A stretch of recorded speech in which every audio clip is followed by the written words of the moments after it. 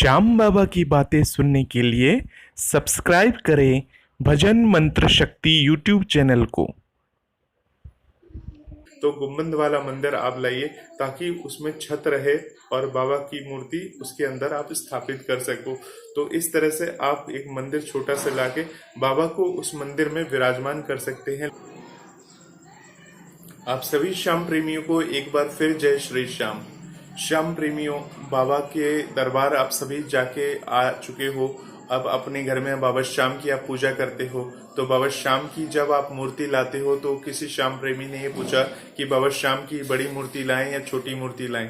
तो बाबा श्याम की तो देखिए शीश मिलती है बाजार में। शीश आपको लेके नहीं आनी चाहिए, क्योंकि शीश जो होती है बाबा श्याम का जब शीश होता है, वो कोई अगर मंदिर बनवाता है, बाबा श्याम के नाम का मंदिर बनवाता है, तब वो मंदिर में शीश की स्थापना की जाती है। बाबा श्याम का जब आप शीश लेकर आते हो, खाटू धाम से लेकर आते हो, तो उस शीश की पूजा बड़े नियम कायदे के साथ करना जरूरी होता है। बाबा श्याम की पूजा में पूर्ण तरह से समर्पण होना पड़ता है। तो अगर आप मनौती मांगते हो बाबा श्याम से कि हम कोई बाबा श्याम की मंदिर बनवाएंगे या बाबा श्याम की शीश की पूजा करेंगे, तो बाबा श्याम की शीश आप तब खाटू धाम से लेके आ सकते हो। परंतु श्याम बाबा की किस रूप की आपको पूजा करनी चाहिए? खाटू धाम आप जाते हो तो सबसे पहले आप खाटू धाम में जाकर एक बाबा की तस्वीर खरीदेंगे। जो मार्केट से होते हुए जब आप बाबा के दरबार पहुंचेंगे तो मार्केट में बहुत सारे तस्वीर वाले बैठे रहते हैं, वहां पे खाटू धाम में उनकी दुकानें वगैरह हैं, तो वहां से एक तस्वीर खरीद लीजिए। हालांकि आपके बजट के हिसाब से आप तस्वीर खरीद लीजिए, क्योंकि वहां तस्वीरें बहुत महंगी महंगी मिलती है। तो जैसा भी आपका बजट हो उस बजट के हिसाब से एक तस्वीर आप खरीद लेंगे।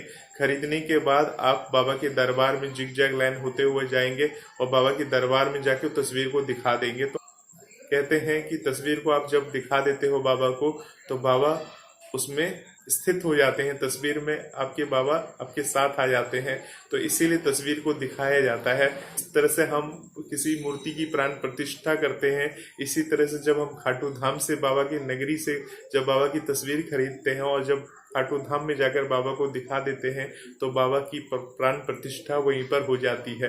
और जब तस्वीर के अंदर प्राण प्रतिष्ठा हो जाती है, जब आप दिखा देते हो, तो पूर्ण सम्मान के साथ आपको उस तस्वीर को अपने घर में लेकर आना है और बाबा की पूर्ण समर्पण के साथ पूजा करनी है। तो चाहे आप बाबा की तस्वीर खरीद लीजिए, बाबा की छोटी मूर्ति आती है, प्लास्टिक की मूर्ति होती है, चाहे आप उस मूर्ति को ले लीजिए। उस मूर्ति को लेकर आकर आपको अपने घर में स्थापना करनी है। अब आप सवाल यह आता है, जब आप अपने घर में उस मूर्ति को लेके आते हो बाबा श्याम की, तो मूर्ति कहाँ रखें? जो आपका पहले से एक मंदिर है उसके अंदर बाकी देवी देवताओं के साथ रखें या मूर्ति को अलग रखें? अगर आपका मंदिर काफी बड़ा है, मंदिर के साइज काफी बड़ा है, तो आप चाहे तो मंदिर में रख सकते हैं। वरना अगर आप एक अलग से बाबा श्याम के लिए एक छोटी सी मंदिर की व्यवस्था कर सकते हैं। वैसे तो देखिए घर में एक ही मंदिर होना चाहिए पूजा पाठ के लिए, परंतु क्या है, जब बाबा श्याम की आप स्थापना कर रहे हो तो आप देख रहे हैं बाबा श्याम का अलग से एक मंदिर होता है। खाटू धाम का हर जगह मंदिर बना होता है और वहां पे बाबा श्याम की स्थापना करके पूजा पाठ की जाती है। तो जैसे कि आप अपने घर में भी मंदिर बनाते हो, तो मंदिर में सारे देवी देवता तो आपके लड्डू गोपाल वगैरह सब वहीं पे हैं। बाबा श्याम को आप विराजमान कर रहे हो तो बाबा श्याम को वहां विराजमान कर दीजिए। नहीं तो एक छोटी सी लकड़ी की मंदिर आती है जिसके ऊपर से गुम्बद होता है बना हुआ, वैसी ले आइए। क्योंकि जिस घर में भी आप रह रहे हो वो रेंटेड हाउस होगा, या अगर अपना घर है आपके ऊपर छत बना हुआ है, मंदिर आपने नीचे बना रखा है, तो गुम्बद वाला मंदिर आप लाइए ताकि उसमें छत रहे और बाबा की मूर्ति उसके अंदर आप स्थापित कर सको। तो इस तरह से आप एक मंदिर छोटा सा लाके बाबा को उस मंदिर में विराजमान कर सकते हैं। लकड़ी का मंदिर में हो तो बहुत ही अच्छा हो, और अगर मार्बल का है तो फिर कोई बात ही नहीं है। तो जैसा भी बजट हो उस हिसाब से एक छोटा मंदिर लाके नीचे लाल कपड़ा वगैरह बिछाकर बाबा की मूर्ति को स्थापना कर दीजिए। स्थापना करने के बाद बाबा श्याम को वस्त्र धारण वगैरह करा दीजिए। जो केसरिया वस्त्र वगैरह होता है उससे आप धारण कराने के बाद बाबा श्याम को तिलक लगा दीजिए। तिलक लगाने के बाद बाबा श्याम की जो पूजा विधि होती है, पूजा विधि जो होती है बहुत ही सरल तरीका होता है। जैसे आप घर में पूजा करते हो उसी तरह से बाबा श्याम की पूजा करिए, उनसे विनती करिए और उनसे ये कहिए कि बाबा श्याम आप सदा मेरे घर में इसी तरह से विराजमान रहना, हमारे सभी संकट तकलीफों को दूर करना बाबा, बस अपनी छाँव में हमारे परिवार को रखना। इस तरह से आप बाबा श्याम से विनती करके बाबा श्याम की मूर्ति को स्थापित करिए और सुबह शाम बाबा श्याम के समक्ष आपको घी का दिया जलाना चाहिए। तो ये ध्यान में रखिएगा, आपके पास जो पहले से मंदिर है उस मंदिर में भी आप दिया जलाते हैं और बाबा श्याम की जो आपने अलग से एक छोटी सी मंदिर बनाई है उसमें भी आपको दिया जलाना है। तो अब आप यहाँ दिक्कत करेंगे कि श्याम प्रेमी ने पूछा कि क्या हमें 2 दिए जलाने हैं या 1 दिए जलाना है। तो आपको मैं बता दूं कि आपका जो बड़ा मंदिर है, देखिए 2 दिए आपको तो जलाने ही होंगे, क्योंकि जब आप एक अलग से मंदिर बनाते हो तो वहाँ आपने श्याम बाबा की स्थापना की है तो उन्हें घी का दिया जलता है। तो घी का दिया जलाएंगे तो घी का दिया आपको जलाना ही होगा। और अपने दूसरे मंदिर जो आपने सभी देवी देवता वहाँ पे विराजमान है, वहाँ पर आप एक दिया अलग से तेल का जला सकते हैं चाहे तो इस तरह से तेल का एक दिया और एक घी का दिया होना चाहिए। अब तेल का दिया और घी का दिया किस जगह होना चाहिए आपका, तो तेल का जो दिया होता है वो आपको दाईं तरफ रखना है मंदिर में, और जो घी का दिया है वो आपको बाईं की तरफ रखना है। मतलब घी का जो दिया होगा वो बाईं तरफ जलेगा और तेल का जो दिया होगा वो दाईं तरफ जलेगा। ठीक है। अब तेल का जो दिया आप जलाएंगे, किसी भी देवी देवता को तेल का जो दिया जलता है, तो तेल का दिया जो होता है विशेषकर मैं आपको बता दूं ग्रह की शांति के लिए होता है, शनिदेव को प्रसन्न करने के लिए, या आपकी कोई मनोकामना पूर्ति हुई है या पूर्ण करनी है तो उसके लिए तेल का दिया जलाना शुभ माना जाता है। परंतु घर में सुख समृद्धि और घर में सौभाग्य की प्राप्ति के लिए आपको घी का दिया जलाना बहुत ही आवश्यक है। बाबा श्याम के समक्ष भी आपको घी का दिया ही जलाना चाहिए। माता रानी के लिए आपको घी का दिया ही जलाना चाहिए।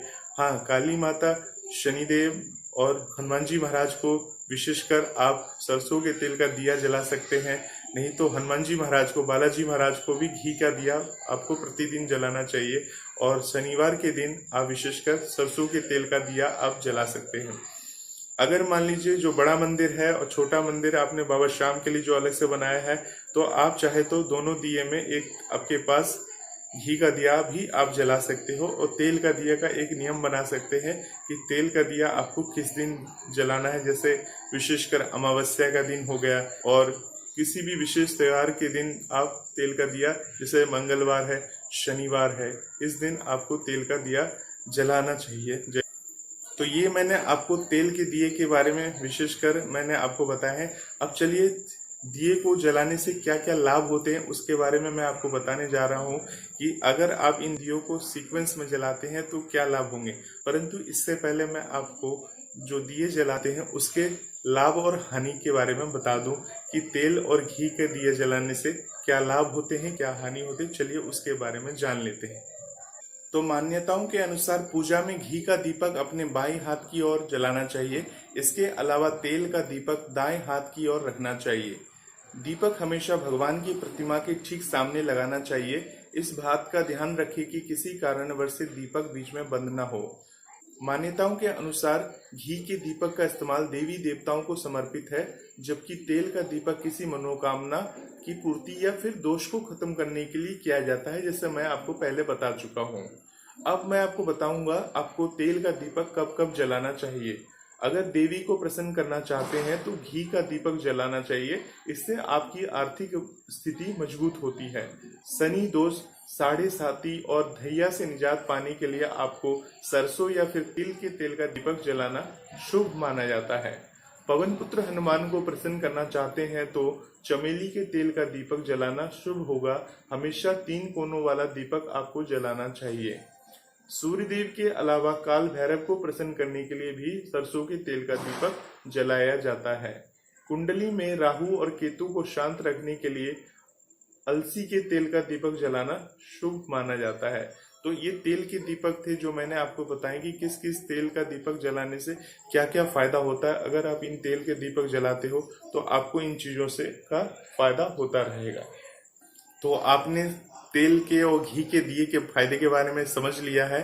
बाबा श्याम पे भरोसा रखिए। बाबा श्याम एक ना एक दिन आप सभी का कल्याण करेंगे। जय श्री श्याम। बोलिए हारे के सहारे की जय।